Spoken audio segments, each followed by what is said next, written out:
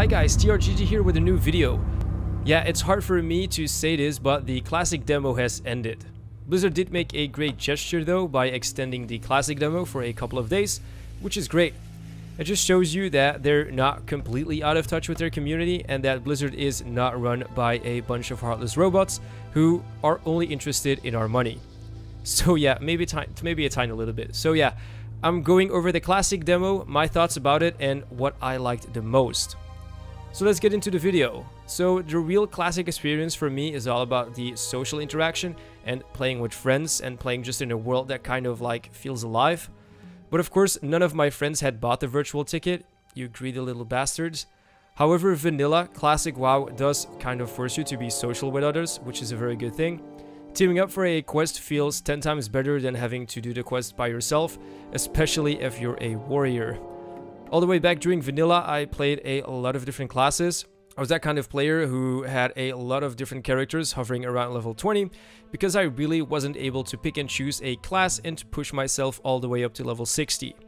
To be honest, it took me quite some time to get into vanilla WoW back in the day. Okay, so during the classic demo, I tried out Hunter, Mage, and Warrior, the three classes I enjoyed the most during vanilla. When I first logged on, like so many others, I got instant nostalgia feelings. Opening your spellbook and noticing that you again have certain ranks within spells and abilities feels great. I remember very fondly back in the day that I enjoyed going back and forth between my class trainer and my leveling zone to learn better and more powerful spells and abilities. But then I opened the talent tree, which for me and probably for many others is one of my favorite features about early WoW when it comes down to character progression, besides the gearing. Personally, I strongly believe that the design of the talent tree from back in the day is probably one of the main reasons beside gearing why everything you do in the game matters. Every level you gain is basically 1 point closer to the talent you're trying to work towards or you're trying to aim for. In general, everything you do in classic WoW matters. The leveling matters, professions matter, being social matters, being a dick and getting blacklisted matters. Yes, almost everything you do in the game actually matters. Unlike current WoW, there's so much more to vanilla than just the endgame content.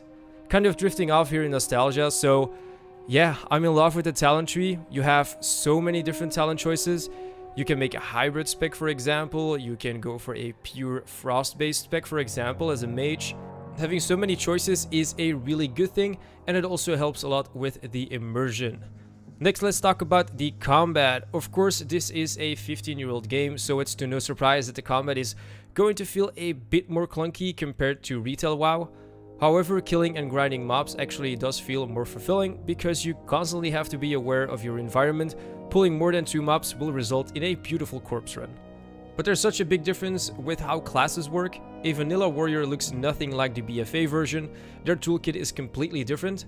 Unlike many of my friends, I probably will still play retail in combination with classic WoW, which will most likely result in me confusing and mixing spells, abilities, and talents, and I do think that it's going to take quite a while for me to get used to the fact that I'm actually playing 2 different games.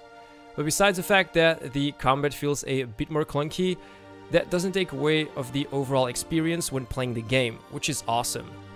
Next is the questing. So for some reason, all of my friends want to play Alliance when Classic gets released, because they're so-called stronger than the Horde in Classic, and I have no idea why. If there's someone who can enlighten me as to why the Alliance is better than the Horde in vanilla, please do so and write something in the comment section down below. I thought that Alliance was stronger in vanilla because it was about the Paladin or something because of the buffs. Okay, so that aside, questing wise, I really liked that you're kind of forced to explore the area for quests because there's nothing showing on your minimap. There's also no zones indicated on your map where you can find your quest mobs, which is great, and it makes the world feel alive as everyone is running around in the search for their quest objectives. Brings me back to the day where everyone used Thoughtbot or Jonah's leveling guide. Does anyone remember Jonah's leveling guide?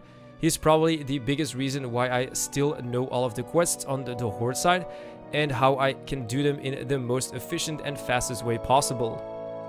However, on the Alliance side, I wasn't too familiar with the quests as I mained Horde all the way back in vanilla. So yeah, I will have to do some alpha testing on the Alliance, which will hopefully be soon. So yeah, during the classic demo, I played a Hunter, Mage, and Warrior. Let's start with the Hunter. So the Hunter is probably one of the strongest picks when it comes down to the leveling part of the game. They have almost zero downtime. What I mean by that is that a Hunter doesn't have to drink or eat very often.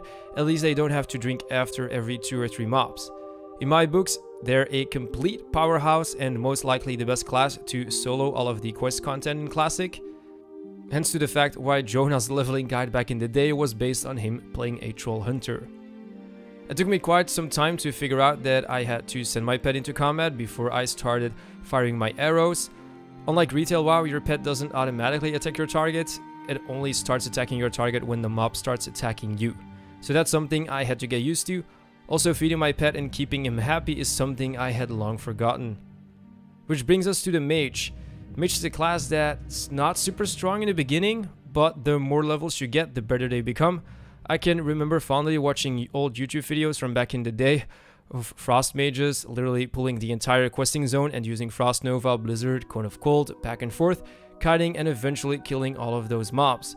I was really amazed by how these players were able to kill so many mobs when my warrior was struggling to kill more than 3 mobs at a time. On top of that, mages can make their own food and water, which is a huge plus point. But of course, as a mage in the beginning, you will spend a lot of time eating and drinking in between mobs, and also using your wand a fucking lot. Last but not least, we have the Warrior.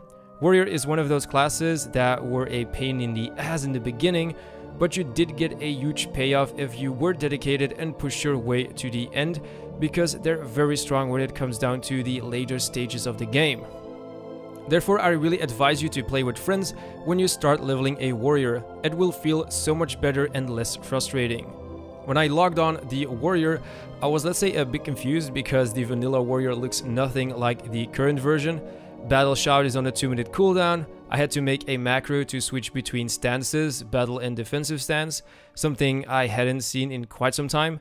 Heroic Strike, damn, I don't even know how many years it's been since Heroic Strike has been removed from the game.